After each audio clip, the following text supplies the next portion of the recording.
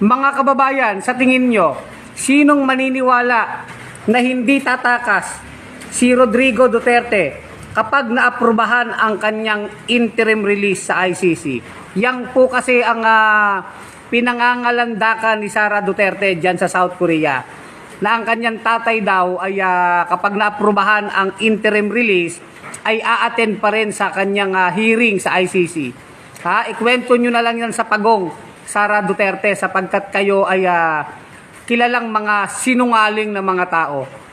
Mula sa kapatid mo hanggang sa tatay mo, kayo ay mga talawan ng mga sinungaling. So, hindi kayo pwedeng pagkatiwalaan.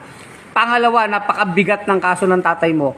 At pangatlo, hindi nyo naman kinikilala ang jurisdiksyon ng ICC. Kaya tama lang na ang tatay mo ay mag-stay o manatili sa kulungan ng International Criminal Court, Sara Duterte.